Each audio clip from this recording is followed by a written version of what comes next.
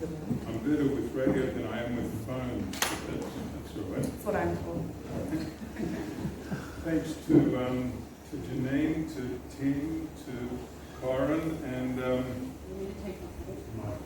thank you. And I'm glad ABC legend Rory Sutton is here. I saw Rory, who's a great friend of the ABC in his career as well as his retirement.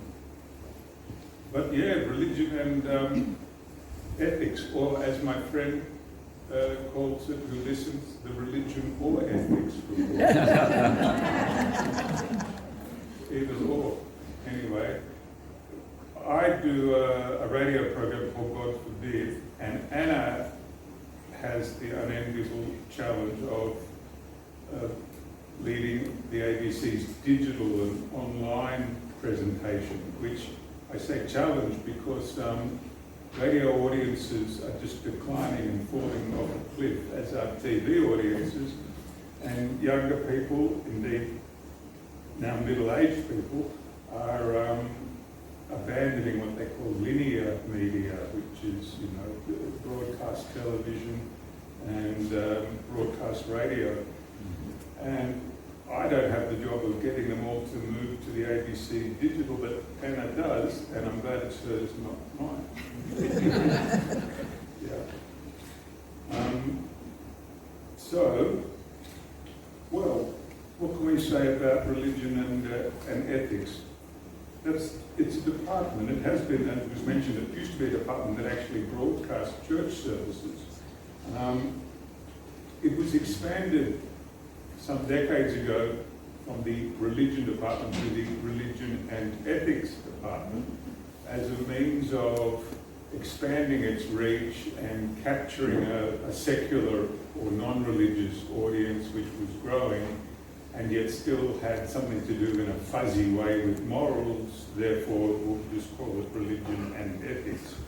Funnily enough, the church leadership was quite angry about that. They said it'll necessarily be a weakening of religious content. It'll lose its theological oomph. The whole idea about God is that he, she, they are the foundations of right and wrong, of ethics. The idea of having religion, you know, and then ethics contradicts an idea that, you know, in a meaningless, purposeless universe, what's the point of being good is the argument they made, that some people made. But ABC had the challenge of, you know, appealing to a country of declining religiosity with so-called religion programming. Then, of course, as I mentioned flippantly, we had the religion or ethics report challenge. I mean, churches not only lose their following, but people are actively against religion. And we now have this situation where there's an organisation called the Australian Secular Society, which is quite a reasonable organisation, has some reasonable people in it. It just makes the argument, when it's at its best, that religion should be in all its places a choice. And secularity in the public square means that religion can be there, but it can't be imposed or shouldn't be imposed on others. There are, however, some people who are attracted to the idea of secularism as a sort of cover for being anti-religion in an intolerant sense. And although, as I say, this gentleman I'm going to speak of doesn't represent the Australian Secular Society, but he did bring up and say, why isn't there a secular department? You've got a religion department that needs to be a secular department.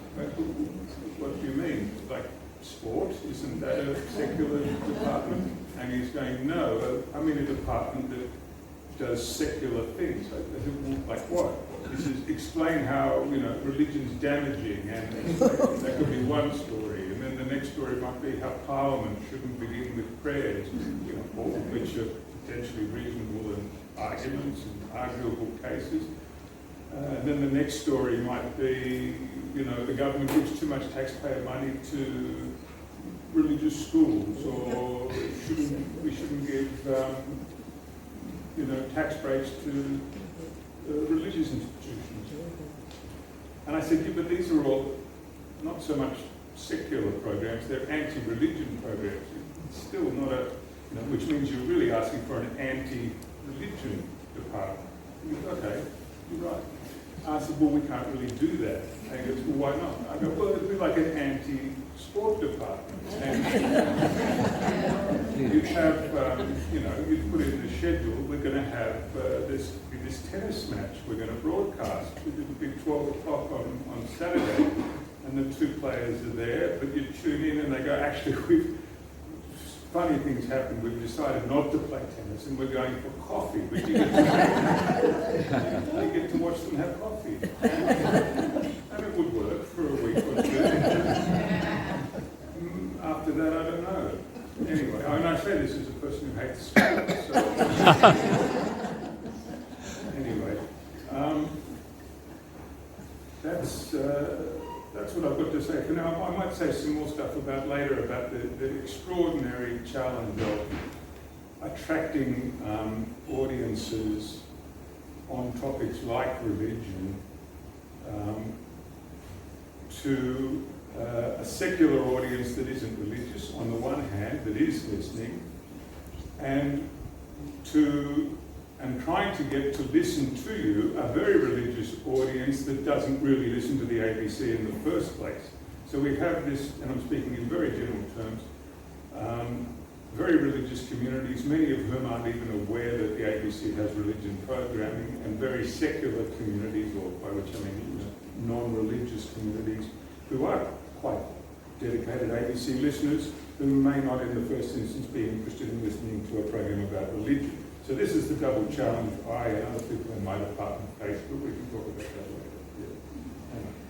Yeah. I can speak to, I think, things that James alluded to, which is, yes, I have the, at times, challenging job of translating a lot of what goes out on radio, a lot of the religion ethics programming, to digital mediums. So that might be an online story that you would see on the ABC News homepage, that might be on social media, it might be a video that you come across on YouTube or elsewhere, and that can be very challenging, mainly because I think, as Tim alluded to earlier, what the religion ethics programs are so great at doing is using that shade of grey and providing such a full and generous context to all that they discuss, and really applying that lens of religion and ethics to not just current affairs, but the whole world as we see it, just pertinent issues as they occur.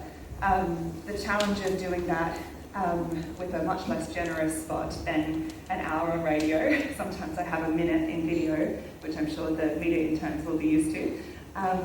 The challenge of doing that often is to really not only think about what the crux of this issue is in a religious and ethical context, but to think about who is going to see it, what their interest is, and how we could perhaps frame this in a way that will capture their attention. For people of my age bracket and younger, that often comes down to things like cost of living, for example. It comes down to environmental and technological challenges, things that occur very much in their day-to-day lives. But of course, religion and ethics weaves through this in myriad ways. And I think that what I really love about this is that just because these audiences tend to be more fractured, they're not necessarily tuning in weekly to a certain place, they're getting things from all sorts of different places. It doesn't mean that their interest is less. And even though there might be a small window that you have to grab their attention, we find that people really do engage with these issues, and they're fascinated and they're interested in questions of ethics, religion, spirituality. We know through a lot of research and data that young people are increasingly less religious, at least through census data. But I find, at least in the work that I do, there's still a lot of curiosity, and there's a lot of interest in things like spirituality, as God forbid does regularly, and also how religion and ethics play out in pop culture, for example. So I just wrote up an article based on a God forbid episode about horror films. I hate horror films, but I had to do the hard work of watching some clips and being petrified in my office chair. to look at how the devil is represented on screen and how that belies anxieties in the broader cultural context, which I think, I found fascinating, and which I hope the audience found fascinating as well, taking something that is very much in the cultural zeitgeist and applying this lens to it in a way that can reach people who are not necessarily listening to ABC radio or watching ABC TV. So that's, I guess, what I find really challenging and fascinating about the job that I get to do. And where our jobs differ, I suppose, in which audiences we're speaking to, and the amount of, I suppose, airtime/real estate that we get to provide that context and have those conversations in different formats. So that's an excellent point from Anna, and the flexibility with format is coupled with the flexibility of topic. I was mentioning how when they broadened religion from religion to ethics, clergymen were, in many cases, unhappy with that. For religion journalists, it was pardon the pun, a godsend, because it meant there were many more topics you can cover, and as Rory will confirm, that's the number one challenge for any content maker, which is what they call them nowadays, is what the hell are you going to do next? It's like a butcher making a sausage, and once you've made a sausage, you need to make another one, and you keep doing that until you die, sack, or make redundant, or retire. And anyone who tells you differently is, perhaps adding a bit more glory to the profession of journalism than it's warranted. None of this is a bad thing. It's quite a proud tradition, but it is a craft and a trade. So, yes, if we have a larger collection of stories we can talk about, it makes your job easier. Now, there's this word they use nowadays called adjacent. Well, it's always been a word, but it means something different now. So they say, like, we are, something will be religion adjacent. That means it's not religion, but it's close to it. I think that's what they say. So we can now do things that are religion adjacent. And this might mean history or philosophy, or it might mean science, certainly spirituality. And look, already with those four topics, you can pretty much bend any issue of the day to somehow fall under that. So I've got the, wonderful, wonderful job of basically talking about whatever I like and then just tweaking it a bit so that my boss in the pub goes, was it about religion and ethics? I go, yeah, in a way. And that's really wonderful. We do, like, sometimes we will actually do explicitly, undeniably old school religion, where we will talk about even a portion of scripture. But the vast majority of times we're just talking about, in the broadest sense, talking to interesting people, or trying to talk to interesting people if we can find them, about things that they find meaningful, important in their lives. And, if I can't, find something interesting about that, and I'm not saying I can, but if I can't, then I shouldn't be in the job. That's another thing about the ABC. A lot of people who are in the job shouldn't be in the job. But you already know that. People talk about, oh, there's been funding cuts. It must be so hard for you. No. Look, this is being filmed, so maybe I shouldn't say it. Work at the ABC is wonderful. It's the most collegiate atmosphere. Everyone's lovely to each other. Compared to the brutal, savage, commercial radio world, which I have seen. I used to be commercial radio, and I know commercial TV indirectly is like this too. It's one of those places where, you can come home from work and you just, need to see a psychiatrist or it's too hard. It's a war zone. That doesn't happen at the ABC. It's lovely people. I'm serious. And it's, occasionally there's disagreements, but there's no screaming, and that's the good side. The downside is there's no sackings either. People do get sacked, but never because they're not good at their job. They get sacked because there's a funding cut. So when there's a funding cut, they say, sorry, you've got to go, you've got to go, you've got to go. And so they get rid of 3 people. One will be really, really good, one will be really, really bad, and one will be okay. And everything stays the same. And it's like a giant, what's a frozen water thing at the top of the mountain?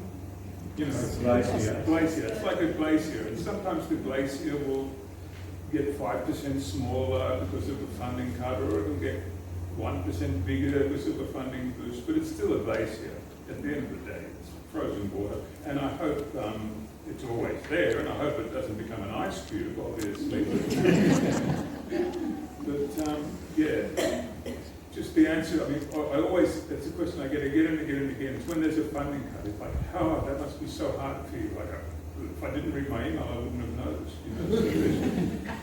Which is not an argument in favour of funding cuts, don't get me wrong. It's just, if you're all worried about us and our work conditions, worry not. That's all I'm saying. It's a lovely place to work. I can second that. It is a lovely place to work. And I think what you can come across at the ABC, where perhaps you can't in other places, is people agonising over the use of one word. Is this actually connect that, or could it mean that, or what is that? Or agonising over this, guess how they're announced and what we might talk to them about and what we can't say. But if we say that, but they respond this way, but the conversation goes that way, there's just an incredible level of consideration and care for the content that is created. As James said, there actually have been several real resuscitations on the RN4, so people do stay for a very long time. But there are also, in the Religion Ethics Unit and broadly within Radio National and the ABC, a really fantastically talented cohort of young producers and aspiring presenters and kind of people rising in the ranks there as well, who have that same attention to detail and care and love for the content. So that's very heartening to see as well. You know, my contemporaries, when we're all roughly the same age, and we feel so passionately about this content that we create, regardless of the medium, and hope to stick around to keep doing it. And yes, I hope that ice cube doesn't happen anytime soon. Well, how does that sound? Should we move to